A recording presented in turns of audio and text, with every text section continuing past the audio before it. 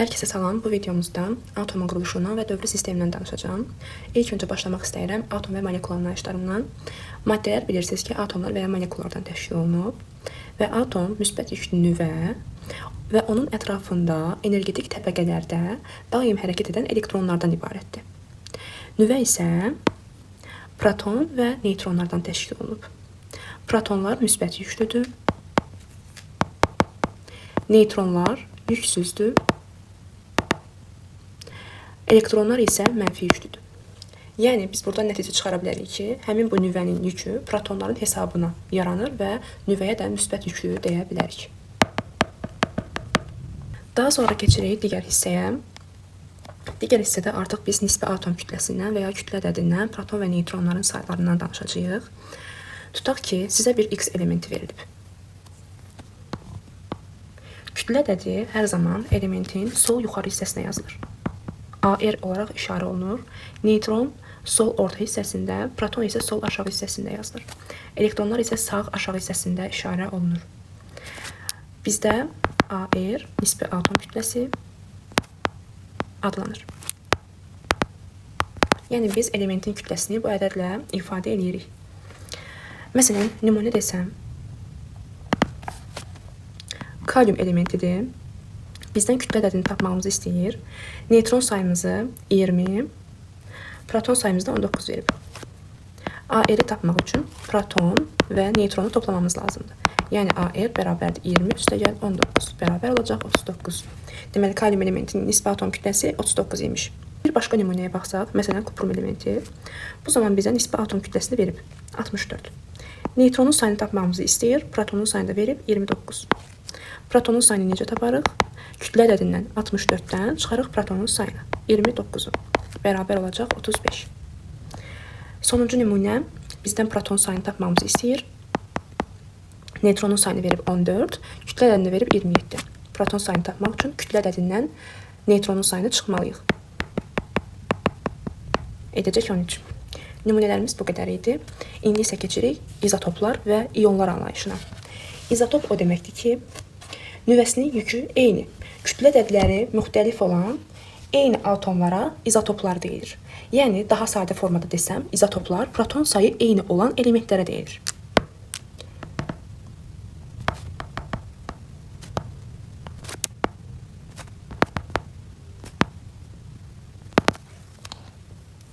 Və hidrogenin 3 dənə izotopu var. Bu vacib qaydanı da yadda saxlayın. Baxın, kütlə ədədləri müxtəlifdir, amma proton sayları eynidir və bunların adları da fərqlənir. Kütləsi 1 olanda protium, kütləsi 2 olanda deuterium, kütləsi 3 olduqda isə adlanır tritium. Yəni, proton sayları eyni olan hidrogenin izotopları bu şəkildə adlandırılır. Tez-tez qəbul imtahanında qarşımıza çıxan suallar növlərindən biridir. Ona görə diqqətlə yadda saxlamağınız tövsiyə olunur. Sonra isə gəlirik iyon anlayışına. Yadda saxlayın ki, iyonlar müsbət işarəli və mənfi işarəli ola bilir. Müsbət işarəli iyonlara kationlar deyilir. Mənfi işarəli iyonlara isə anionlar deyilir.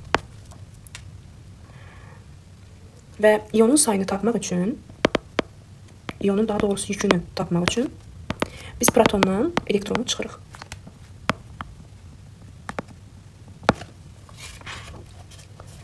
Və iyonun yükü, burada demişdik elektron qeyd olunur, burada proton, burada neytron, burada nisbi atom kütləsi. Bizim iyonumuzun yükü isə burada işarə olunur. Növbəti hissəmizdə biz artıq dövrü sistemi öyrənirik. Dövr və qrup anlayışlarını izah etmək istəyirəm ilk öncə. Dövr nədir? Qələvi metallarla başlayıb təsirsiz qazlarla qurtaran elementlər sırasına dövr adlanır. Qələvi metallar 1-ci qrupda yerləşir, təsirsiz qazlar isə 8-ci A yarım qrupunda yerləşir. Daha sonra isə qrup anlayışını izah etmək istəyirəm. Dövrü sistemin şaquli sütunlarında yerləşmiş elementlər sırası qrup adlanır. Yəni, yuxarıdan aşağıya gördüyünüz sıralar 1-ci qrupdur bu, 2-ci qrup, 3-cü qrup və s. bu şəkildə gedərək bunlara biz deyirik ki, qruplar. Və müəyyən qruplar var ki, biz onları adları ilə öyrənməliyik. Hansı vacib qruplarımız var? Gəlin onları izah edeyim. 1-ci A yarım qrupuna deyirik qələvi metallar. Və 1-ci A yarım qrupuna aiddir litium, natrium, kalium, rubidium, senzium, fransium. 2-ci A yarım qrupuna Diri, qələvi, torpaq metallar.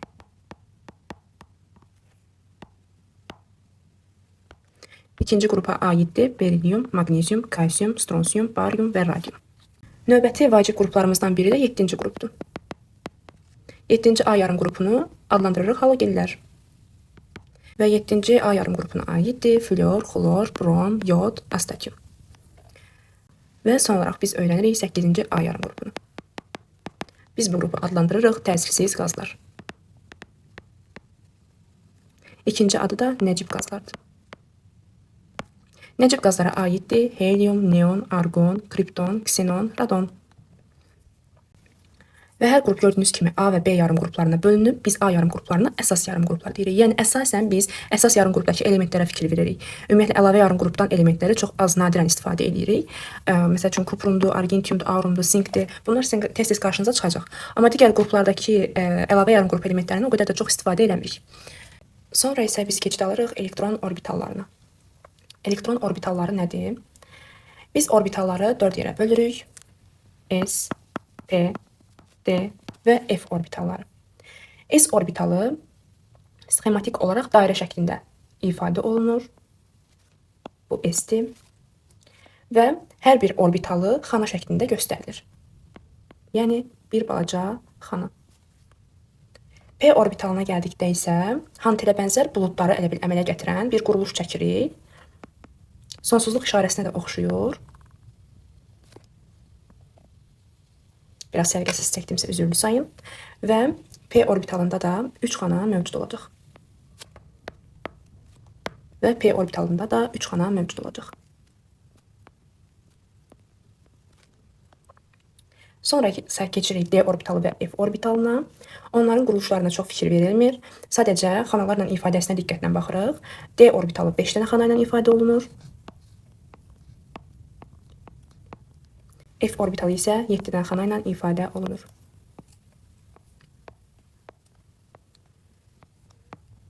Bu şəkildə. Tutaq ki, mərkəzdə yerləşən qırmızı dairəmiz bizim nüvəmizdir. Və onun ətrafında çəkirəm elektron təbəqələrini.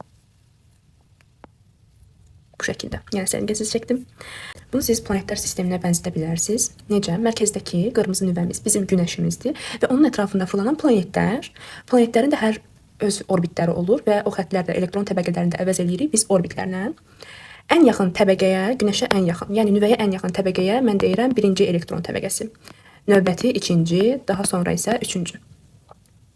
Və bir-birinin enerjisinə görə fərqlənən elektron örtüklərinə biz energetik səviyyələr deyə bilərik. Çünki hər təbəqədə eyni sayda elektronlar olmur və həmin enerjini biz elektronların sayına müəyyən edirik. Xarici təbəqədəki elektronların sayı minimum 1, maksimum isə 8 ola bilir. Və biz həmin elektron təbəqələrini N hərfi ilə işarə edirik. Energetik yarım səviyyələri isə S, P, D, F olaraq işarə elədik. Tutaq ki, elektron təbəqəsinə keçid alsaq, birinci elektron təbəqəsindən danışılırsa, bizim energetik yarım səviyyəmiz 1 S-dir sadəcə və onun orbitalı hesablanır N bərabərdir N üstü 2.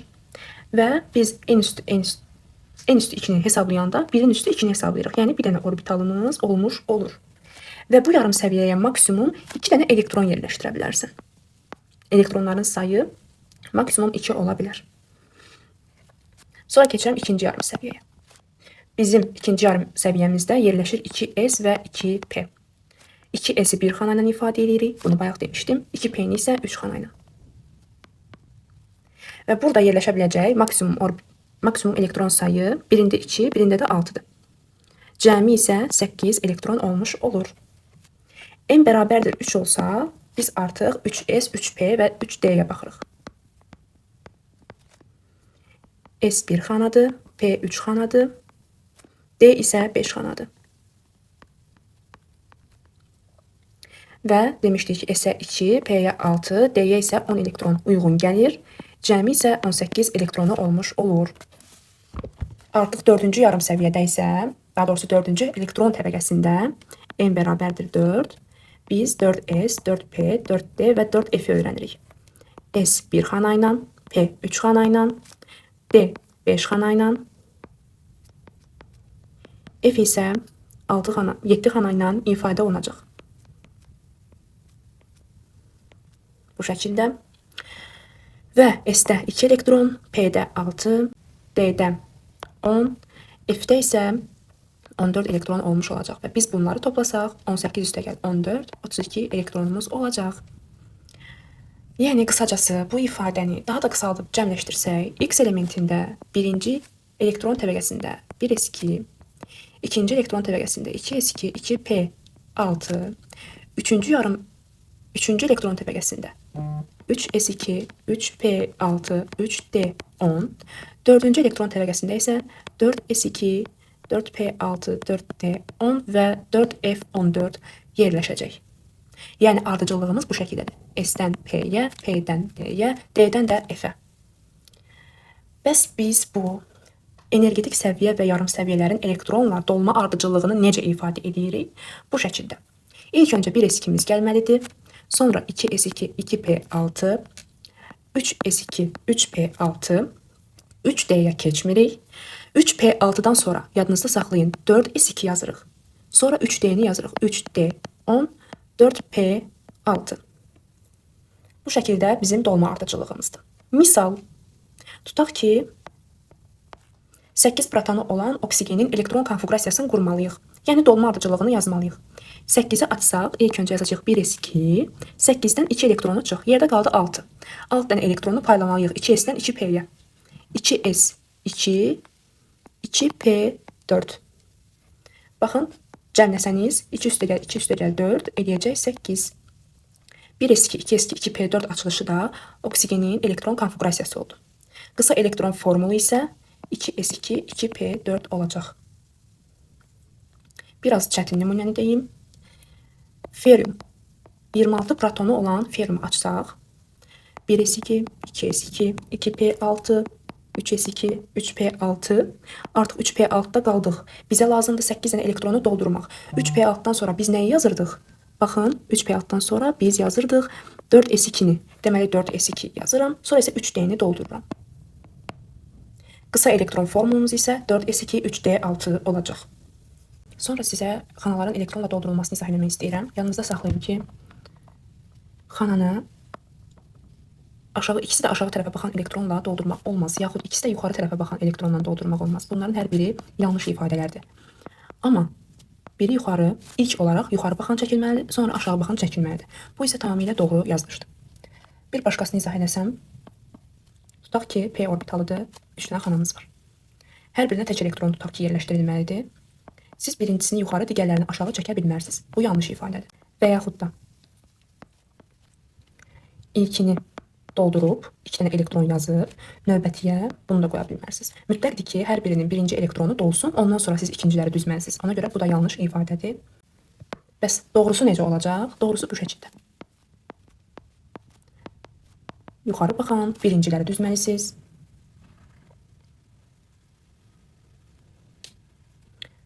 Və ya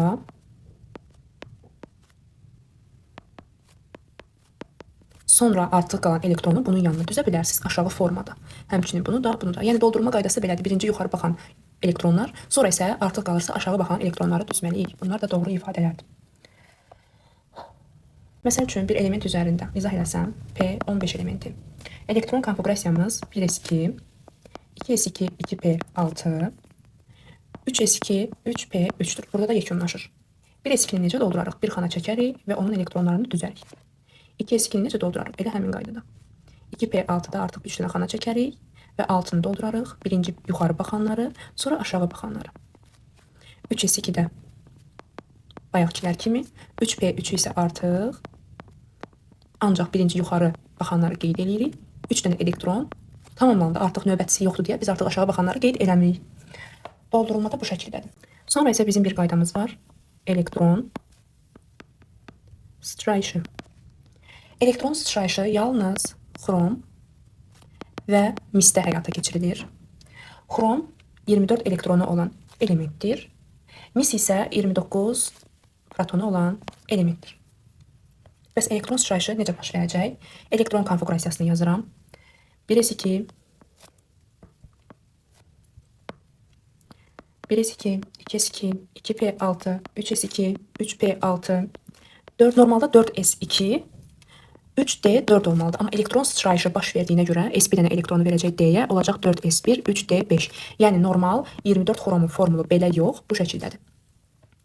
29 qrupuma keçsək, 1s2, 2s2, 2p6, 3s2, 3p6, normalda 4s2, 3d9 olmalıydı.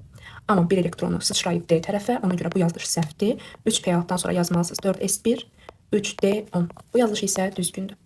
Bu elementləri yadda saxlayın. Tez-tez qəbul imtahanında çaşdırmaq məqsədli sizin qarşınıza çıxa bilər. Sonra isə artıq sonlara yaxınlaşırıq nəhayət ki, gəldik çıxdıq atomun həyəcanlanmış halına. Yadda saxlayın ki, atomun həyəcanlanmış halı bu deməkdir ki, yəni elektronların S yarım səviyyəsindən P-yə və yaxud da D yarım səviyyəsinə və yaxud da P yarım səviyyəsindən D yarım səviyyəsinə keçmə halı baş verir ki, biz buna deyirik atomun həyəcanlanmış halı. Məsələn, izah etsəm, 14 protonu olan silisium. Normalda qısa elektron formulu 3s2, 3p2'dir. Xanalarını doldursan,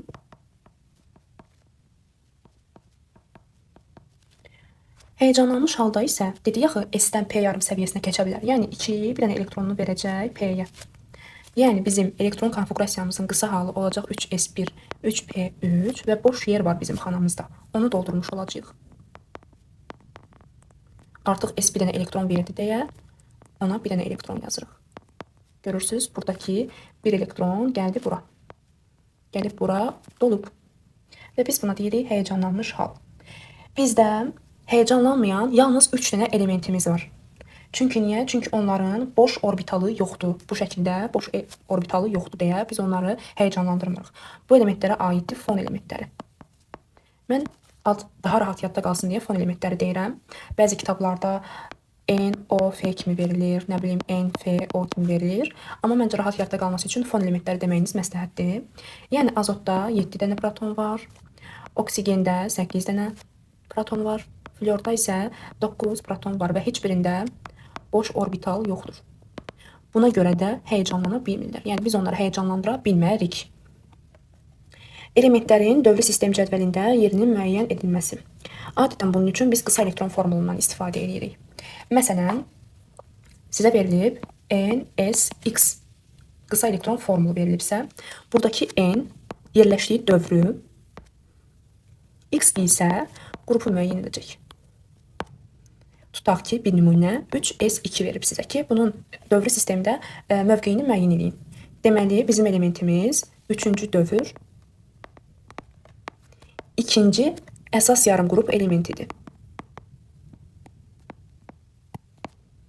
Tutaq ki, verib sizə 2s2, tutaq ki, verib sizə 2s2, 2p4. 2-ci dövr, 2 üstəgəl 4. 6-cı A yarım qrup elementi. Biz növbəti hissədə artıq öyrənirik xassələrin dövrlüyünü. Baxın, Mendeleyev cədvəlinə fikir verdikdə bizdə 2 istiqamət mövcuddur. Bu istiqamətlər nədir? Qruplar üzrə yuxarıdan aşağı, dövrlər üzrə soldan sağa. Dövrlər üzrə soldan sağa 1 olaraq qeyd edirəm.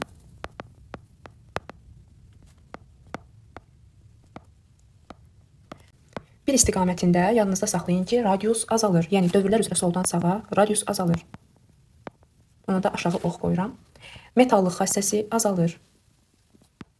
Qeyri-metallıq isə artacaq təbii olaraq.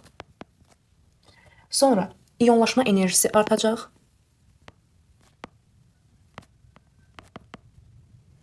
Elektromənfilik artacaq.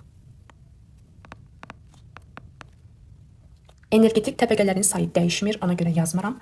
Valent elektronların sayı isə artır.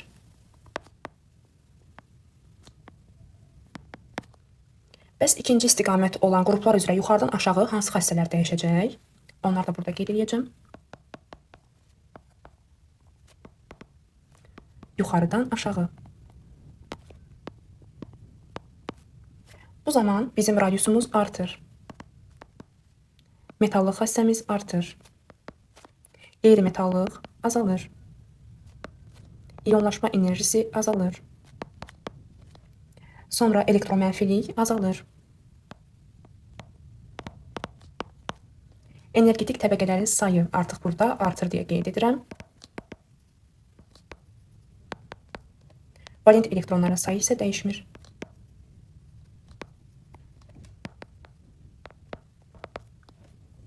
Sonra isə gəlirik hidrogenli birləşmələr və baş oksidlər hissəsinə. Fikir versəniz, onların bu hissəsində yazılıb. Yəni Mendeleyev cədvəlinin bu hissəsində onlar qeyd olunub.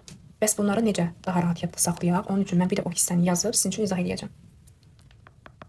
Birinci A yarım qrupumuz var.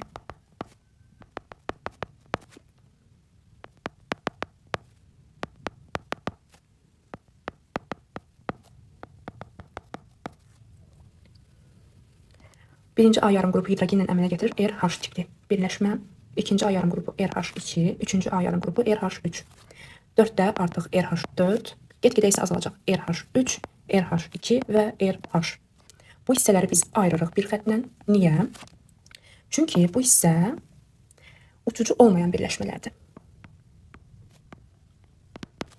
Yəni sizə 1, 2 və 3-cü qrupdan hidrogenli birləşmələr göstərsə, deyəcəksiniz ki, onlar uçucu deyil. Və burada erin valentliyi görürsünüz ki, artır. Bu istiqamətdə erin valentliyi artır. Bəs bu istiqamətdə nə olacaq? Bu istiqamətdə artıq qeyri-metallarla olan birləşmə olduğu üçün uçucu birləşmələrdir. Və erin valentliyi azalacaq. Bu istiqamətdə erin valentliyi azalır. Baş oksidlərə gələk. Baş oksidlər də bu istiqamətdə düşsək, birinci A yarım qrupunda R2O, 2-də RO, 3-də R2O3 əmələ gəlir. 4-də RO2, 5-də R2O5, 6-da RO3, 7-də isə R2O7 əmələ gəlir. Və bizim bu istiqamətdə erin valentliyi artır. Və biz dərsimizin sonuna gəlmiş olduq nəhayət ki. Dövrü sistem kimyada biraz fərqlənən bölmələrdən biridir. Başa düşülməsi ilk başlarda çətindir, amma vərdiş halına gəldikdə ən rahat mövzulardan biridir. Yəni bu artıq vərdiş halına gəldikdə heç təkrara belə ehtiyac duyulmayan bir mövzudur. Yəni rahatlaşacaq. Ona görə siz nə edə bilərsiniz daha yaxşı başa düşmək üçün? Çoxlu praktik edə bilərsiniz. Çoxlu misallar üzərində izahlar yaza bilərsiniz. Elektron konfigurasiyasının açılmasını dəfələrlə yazıb poza bilərsiniz. Videoya çoxlu şəkildə baxa bilərsiniz ki, yadınızda qalsın. Nəzəri hissədən çox belə dəhşət sual düşmür. Əsas yadda saxlanma hissəsi xrom, kuprum, uçucu olan birləşmələr, uçucu olmayan birləşmələr, həyəcanlanan elementlər, həyəcanlana bilməyən elementlər, necə həyəcanların onun izahı. Belə başqa ekstra çətin olan bir hissələri yoxdur. Yerdə qalanları da onsuz praktika ilə yadda saxlamaq olur. Videomuz bu qədər idi. Gələn videolarda görüşənədək ümid edirəm bəyəndiniz.